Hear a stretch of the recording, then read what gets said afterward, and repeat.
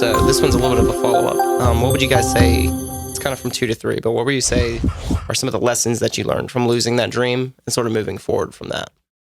So like you had a dream that you had and it didn't turn out the way you wanted it to, but what are some of the lessons you took from that? I would say having a dream and it not turning out the way that I envisioned it has actually emboldened me to be okay with dreaming and pursuing it, because I think sometimes we as people have this idea that this is what it's got to look like. If I want to be a work from home mom and raise a family and have a husband, then I have this vision that it's got to look like this. But when you miss it, but it turns out this way and it still came true, it just looks different than what you envisioned. It gives you the confidence to keep dreaming because it doesn't have to look like what you envisioned.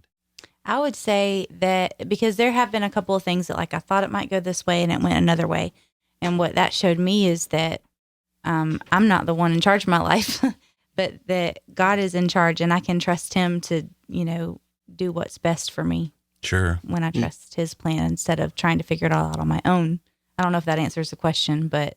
Well, there's an old cliche in our circles that says, if you'll stand under what he said, understanding will come, but it only comes after you stand under. Right. So many times we don't want to move and do something because, well, I don't understand how that's supposed to work. Well, you're not supposed to right now. That's what's called faith. You go stand under what I said.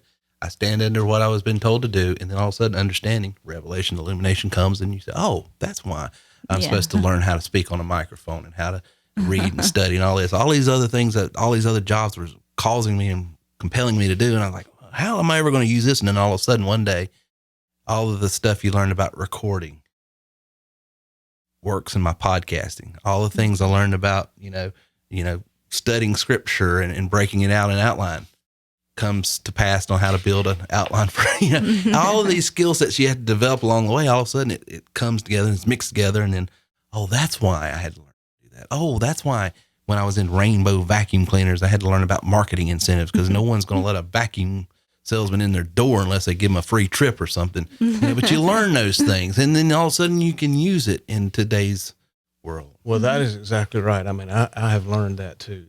When I look back and there's so many things and at the time I was like, where am I ever going to use this? Yeah. Why am I having to do this? Right. And to echo what Lindsay said, about trust, what it made me think of was fear. Yeah. I learned I had more fears than I thought I had.